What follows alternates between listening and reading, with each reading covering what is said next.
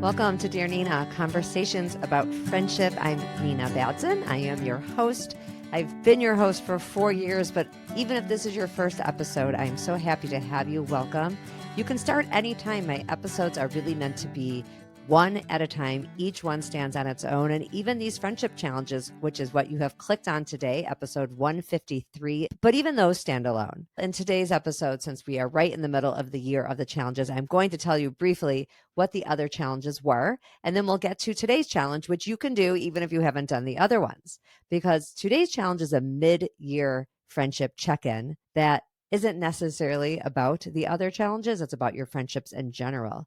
But we will get there because I first do want to tell you briefly what the other challenges were so far. January was to see a friend in person. It didn't have to be a local friend, although if you were hoping to get it done that month, that maybe would have made more sense. But I said that you can even just put the plans in place to see somebody out of town. The idea was to see a friend in person, and it was episode 127. February's challenge was to start a friendship ritual or tradition. It didn't have to be a group thing. This could be just a one-on-one. It could be something even simple like once a month, let's take a walk. Or it could be something a little more elaborate like a trip or a special kind of dinner or a themed thing like everybody cooks something from a different cookbook and brings it. And maybe that's something you do just once a year. And that was episode 131. March's challenge was the Hyper Local Friendship Challenge for episode 135. We talked about doing something with somebody really close to your house or apartment, condo, wherever you live. It could be in the same building, it could be in the same neighborhood, but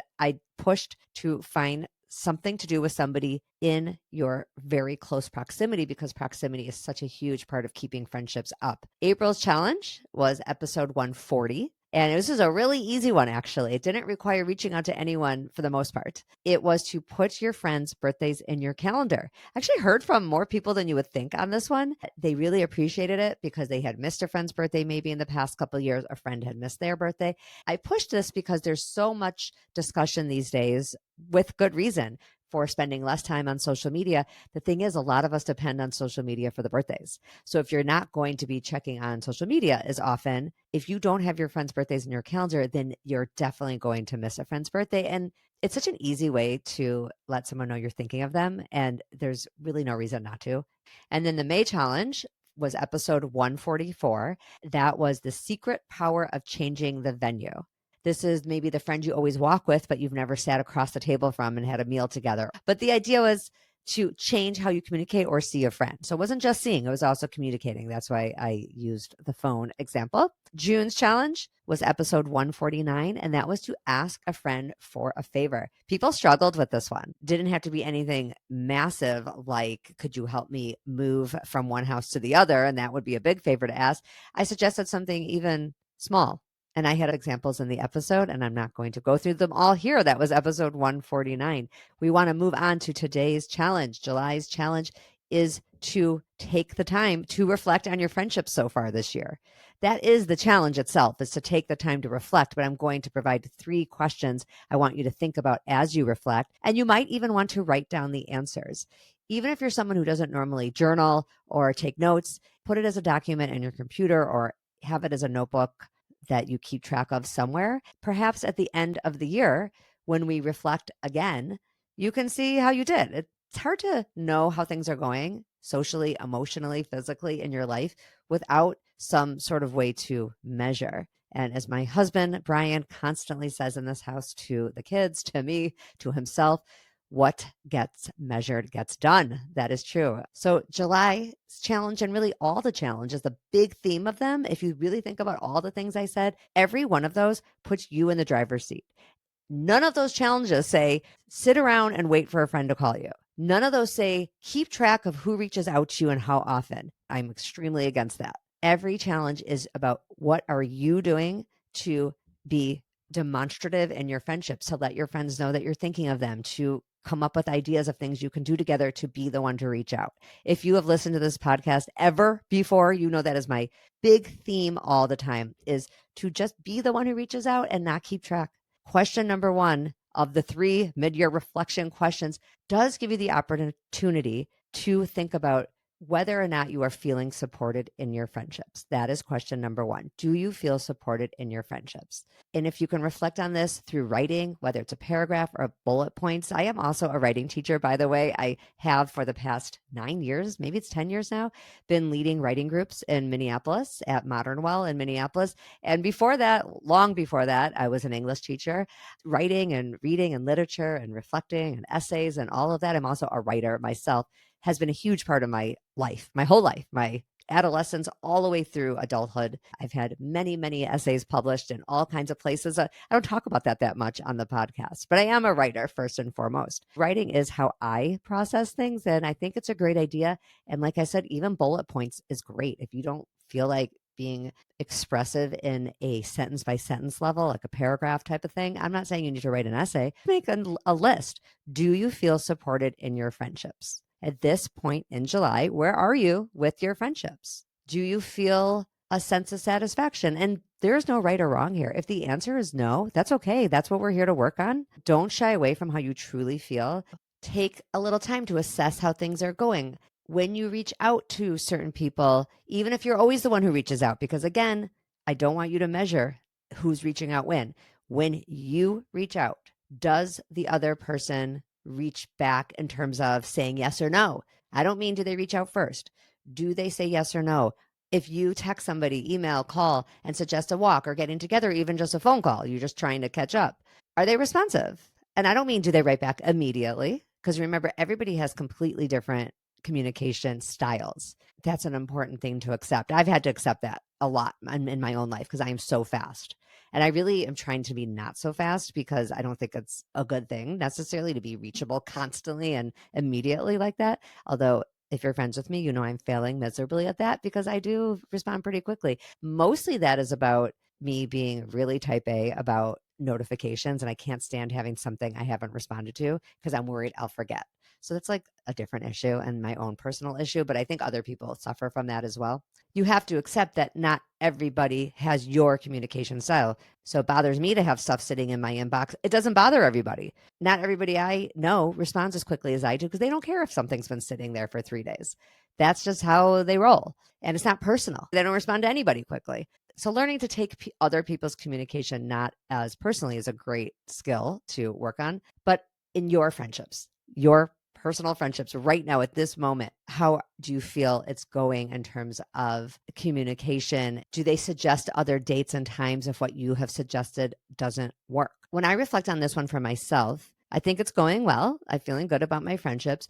One thing that I did an episode on, which was number 121, so it was a while back. Episode 121 was about rules for making plans. I did that one because I feel like I am always the one who suggests dates. When I reach out to people or when people reach out to me, somehow I'm the one who has to open the calendar. I have no idea why that has become the way it is. That's just what's been going on in my life for some years. People will reach out to me and say, hey, want to get together for a walk? Send me some dates. Or other way around, I'll be like, hey, want to get together? And I suggest dates from the get-go. I'm in both scenarios doing the dates. And as I discussed in episode 121, looking in your calendar and finding the dates that you are available is the worst part of making plans. Everyone hates that part, I think. I mean, I know that's a generalization, but I've never met somebody who enjoys scouring their calendar and kind of being like, okay, I have a dentist appointment this time. I have work on these days. I have a meeting this time. Okay, here's when I can walk this Sunday at 10 o'clock a.m. I don't mind doing it sometimes. It would just be nice if I didn't have to do it all the time. So when I reflect on this question, number one, do I feel supported in my friendships? How are my friendships going so far? I think they're going pretty well. And I think I've made a dent in asking other people to send dates, but I think I'm going to continue to do it more in the second half of the year. I've done it a few times just this week alone. Somebody asked me to walk and I gave a date and she said that date doesn't work, but she's the one who asked me to walk. So I was like, okay, can you send me other dates? I'm just starting to get a little more stern on that. That's the only word I can think of. Meaning before I go dive back into the calendar and find more, it's like, no, you send me dates. So that's where we're at. I know I sound a little angry on that. I don't mean to be angry. I just feel like everyone can be doing their part of the worst part of making plans, which is the calendar. All right, number two. This is not going to be a surprising flip on the same question. Question two is, who are you supporting? Who are you supporting in friendship? This is the most important question.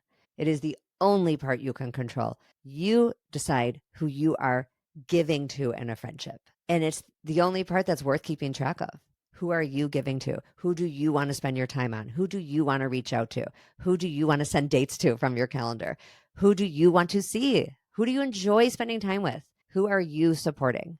And if that list is small, this is the place to spend your time, to identify people that you would enjoy being with and putting the time into them, doing the giving, doing the suggesting of getting together, doing the reaching out, sending the funny memes.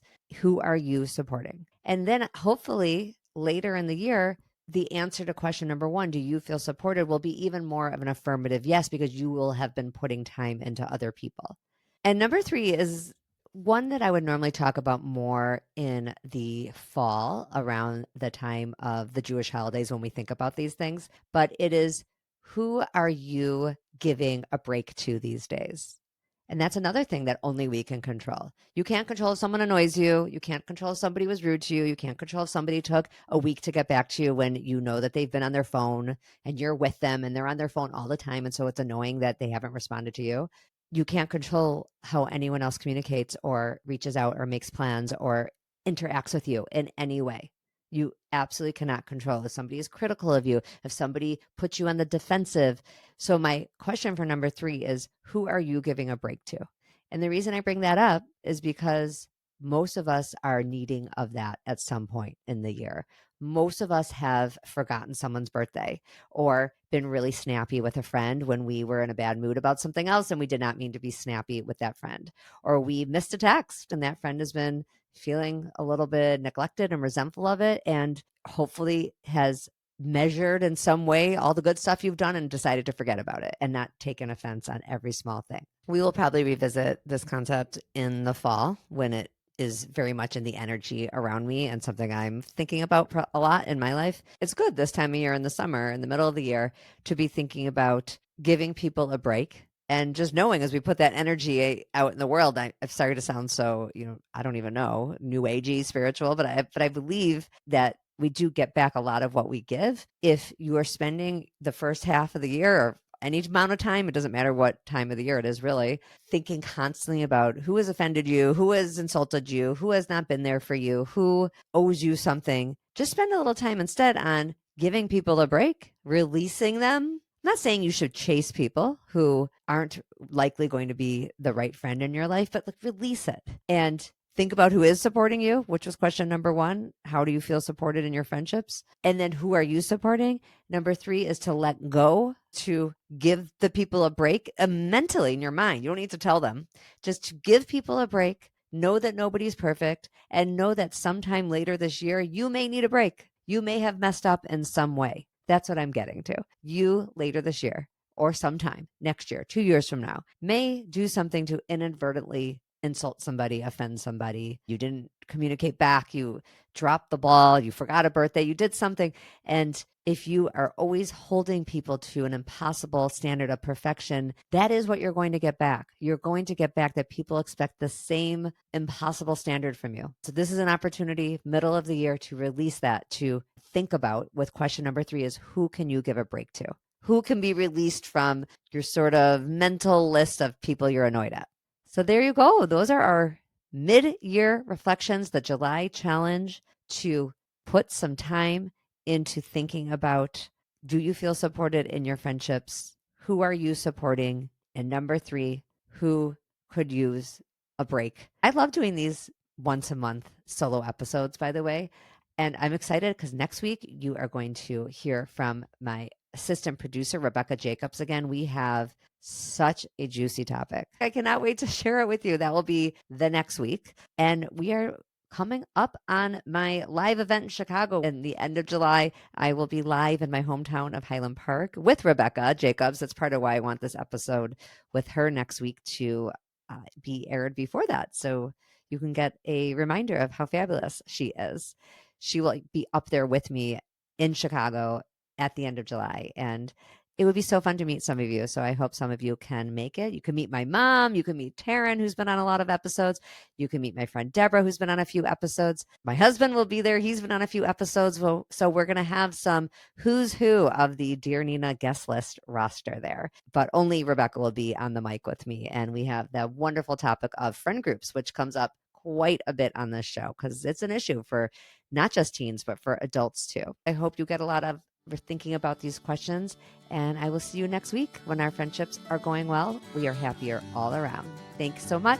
And don't forget to rate and review. I like to take the time to remind you of that in these solo episodes. On Apple especially, it's really important to rate and review. And if you happen to be a YouTube user, if you follow the show on YouTube at Dear Nina Friendship, that's also really helpful. All right, thank you. Have a great week. Bye.